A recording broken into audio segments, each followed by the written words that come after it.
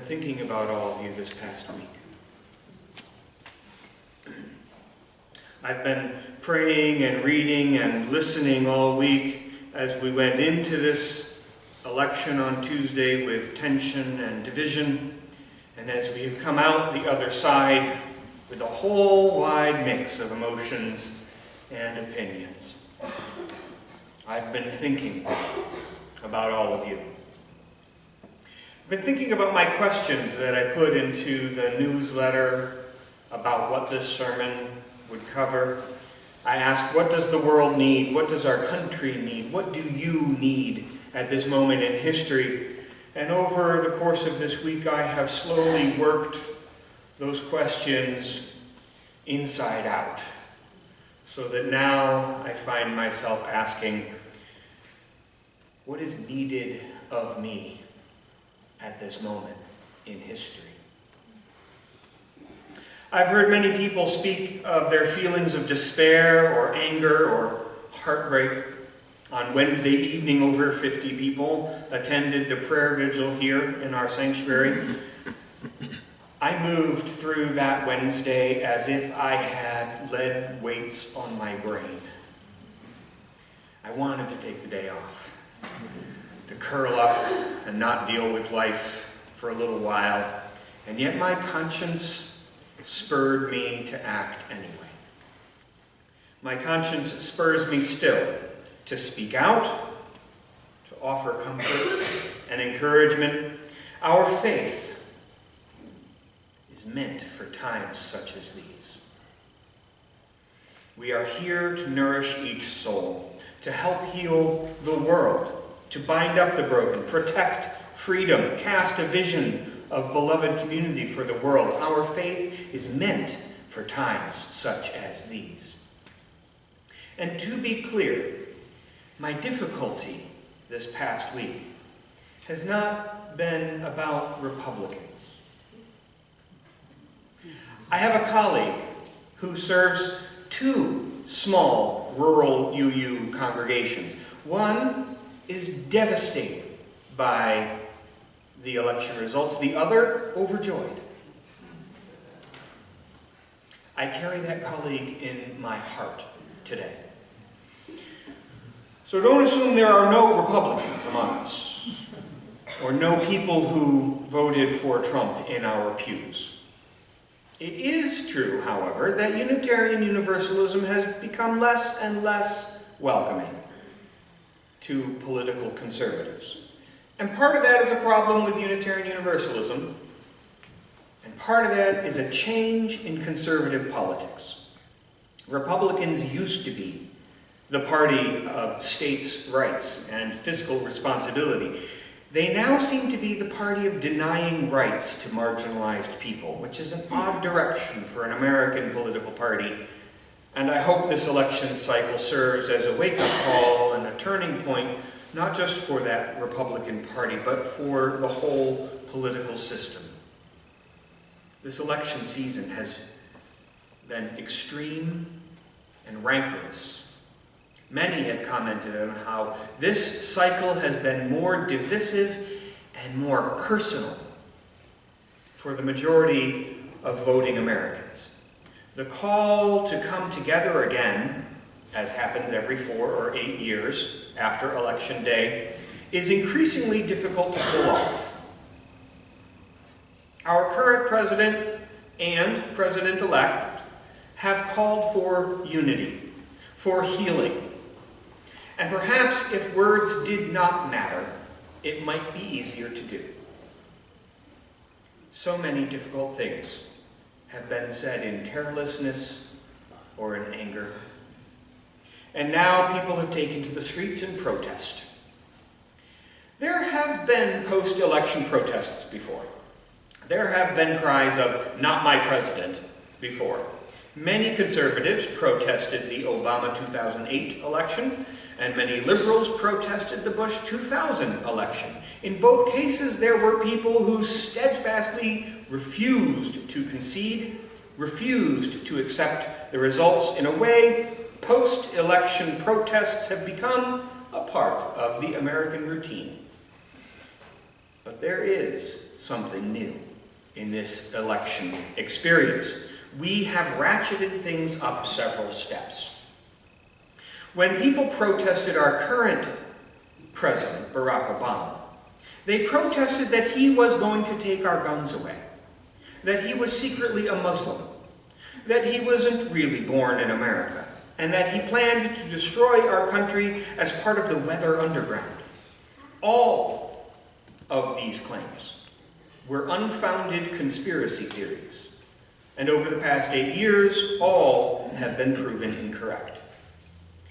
On the other hand, as my colleague, Reverend Heather Janulis, has pointed out, when people protest our current president-elect, Donald Trump, they protest that he has said he plans to ban Muslims from entering the United States, that he has described Mexican immigrants as rapists and criminals, that he has encouraged violence against protesters at his rallies and against Hillary Clinton herself, that he degrades women frequently and is heard in a recording to brag about sexually assaulting women, and that he has a pending lawsuit for fraud.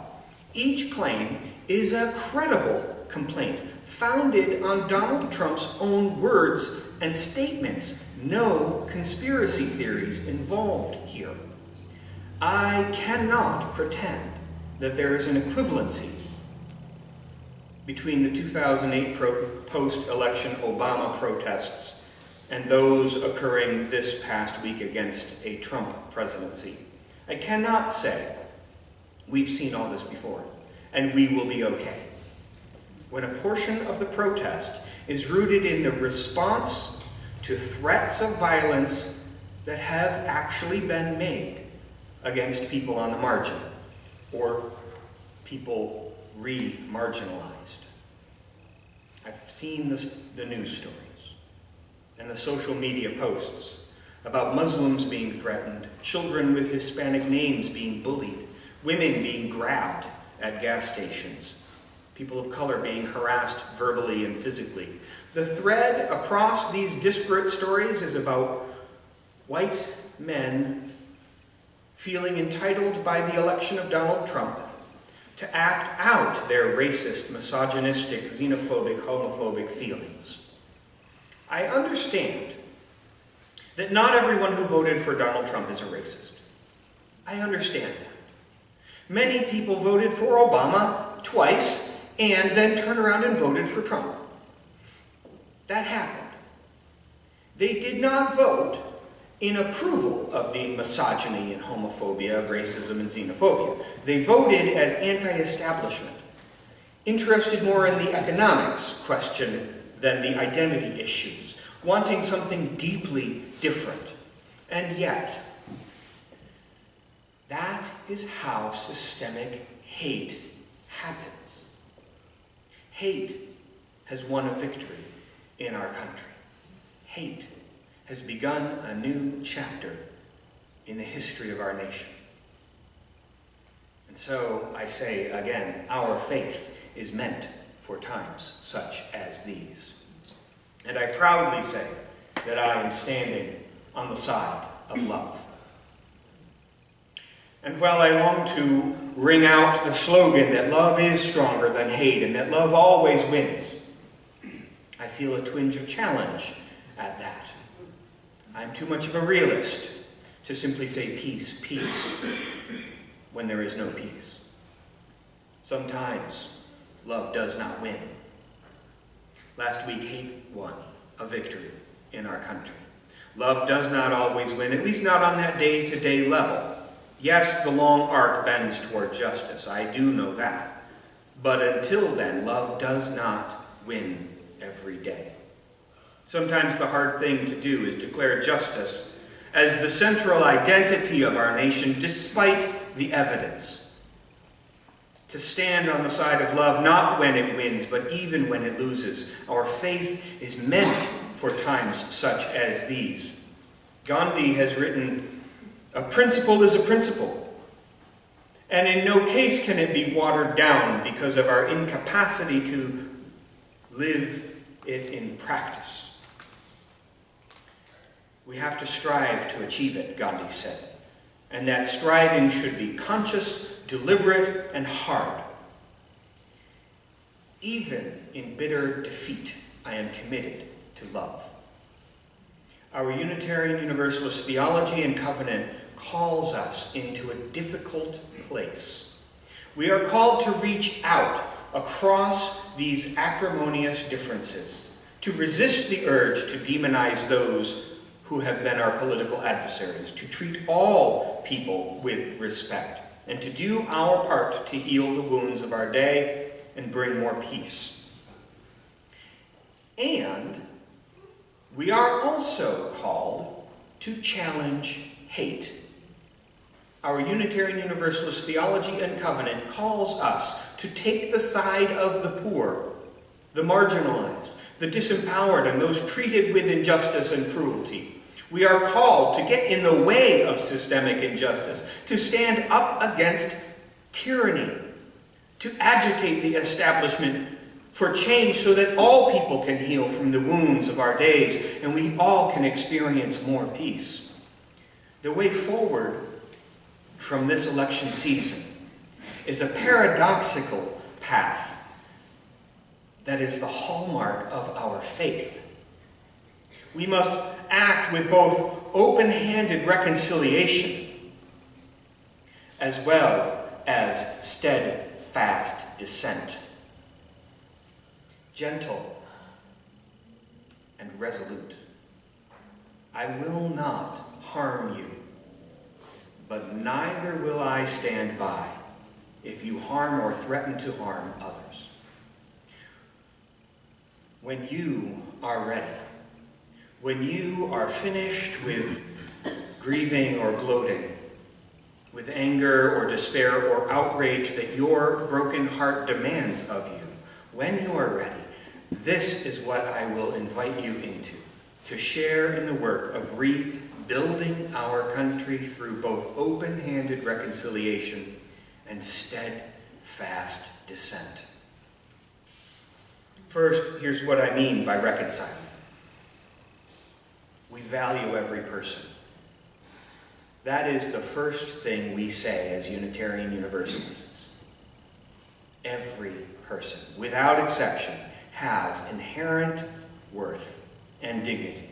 Every person is loved by God. Every person is included in the family. Everyone is welcome. As such, we shall move into the weeks and months ahead offering respect to the people who have been our political adversaries over the past months. We will give people the benefit of the doubt. We will not assume that how someone voted means they are a racist or stupid, or that they have no common ground with our UU values. Instead, we will give people the benefit of the doubt. Perhaps there's more to their story. I have already heard some of my friends say that anyone who voted for Trump is a racist, or anyone who voted for Clinton is willfully blinded by the establishment lies. I say, maybe, maybe not. Name-calling and demonizing will only keep us fractured. I am not ready to write off whole categories of people like that. Let us have a conversation instead. Let us see what common ground we can find before jumping to such conclusions. I read an article yesterday by a Jesuit named James Martin, advocating for giving people the benefit of the doubt. Martin writes, "Many of our brothers and sisters are frightened by the election of someone who said, both in public and in private, hateful comments. But the only path to reconciliation, as Jesus shows us, is meeting someone who seems like your enemy with charity." We need to learn to listen past our assumptions of others. Isn't that one of our great values as Unitarian Universalists? To be able to listen past our assumptions of the other? How significant is the bubble you live in? How often is your perspective positively challenged? American media, and internet media in particular, is no longer broadcasting, it's narrowcasting. We often live in a bubble contrived of news that keeps each of us shielded from other perspectives and opinions. We have to actively seek out alternative news and media. Not that this is new, but it's gotten harder, especially in this election season. So seek out the perspective of a political adversary, or going forward, listen for the bridge builders. Listen for how we can better understand others. Now, the companion to this stance, this work of reconciliation, is the steadfast dissent. They go together. One hand open, the other hand closed. James Martin says in that same article I quoted a minute ago, "Now that the election is over, Mr. Trump's policies are a legitimate target for the critique by the church. Before an election, such harsh critique would have been seen as endorsing, which the church should not do. Now, however, as has been the case in the political sphere, the church and its members may offer legitimate critique about political leaders. So, we will speak up for the poor, for the marginalized and the threatened. We can be open-handed and generous in striving to reconcile, and at the same time, we can say acts of violence and the threat of violence against minorities and immigrants and women and GLBT and indeed any person will not be tolerated. And we will name hate crimes and racism as such without devolving into mere name-calling. I will wear my Black Lives Matter button in public. I will show up at Standing Rock, North Dakota. I will encourage attendance to the Million Woman March in Washington, D.C. this January. If a ban on Muslims comes, I will stand in opposition. And if Muslims are ever required to register, then I will talk with my friends at the Islamic Organization of the Southern Tier about my plan to register as a Muslim. Solidarity and support will become my watchwords for American Indians, for LGBT people, for women, for people of color, for immigrants, for anyone threatened by hate, which has infiltrated the conservative politics of our national family. Remembering what Dr. King said, what we need to realize is that power without love is reckless and abusive, and that love without power is sentimental and anemic. Power, at its best, is love implementing the demands of justice, and justice, at its best, is power correcting everything that stands against love. I will strive for reconciliation. I will speak with compassion and civility to those who are on the other side of our political divide. I ask you all here to join me in this effort to understand, to listen, to reach out, to give the benefit of the doubt. I say this knowing that it is not an easy thing to ask of some of you at this moment. When you're ready, I hope you will join me. But love without power is anemic. Therefore, we will be not only compassionate, but will also be firmly against injustice. I have considerable confidence that many of you here now are ready to join me in that second part, the pledge of solidarity for all who feel threatened by the hate-filled responses that are occurring. I gently suggest that you should not do so lightly. Perhaps wait until you can do so with compassion and civility for all people, those you would protect and those you would oppose. For power without love is reckless at best. What our world needs is not people of defiance, but people of faith. Unitarian Universalism is meant for times such as these. There is a movement that has arisen to have allies wear safety pins. A safety pin on my shirt is meant to be a signal to those who feel targeted, you are safe with me.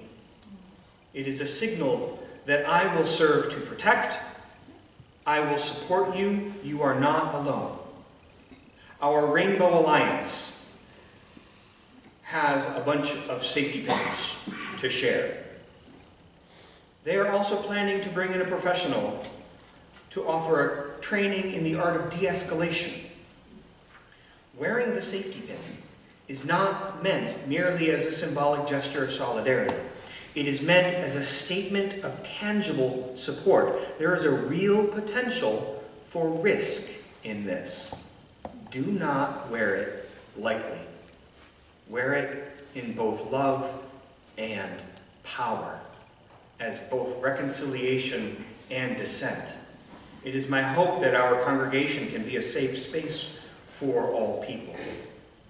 But more than that, I will strive to make it a brave space. I will do what I can for all people who come here to recognize that they can take a risk. They can step forward. They can answer the call to love and live it in a world with an open-handed gesture of reconciliation and a steely resolve of dissent. Where will you be in all of this? What do you need? What is needed of you? It comes down to the integrity of your conscience. What does your conscience call you to do in this moment of history? What will an act of integrity be for you? And don't assume yours will look like mine or anyone else's in the room. For me, when hate appears, I also will be there. I may not change the outcome of a situation. I may not be effective or heroic. I may simply end up on the losing side, but I will be there with compassion and civility. I will be there with determination and resolve. I will be there with you and with anyone in need. I will be there with love. That is where my faith calls me to be. In a world without end. May it be so. Please join in singing our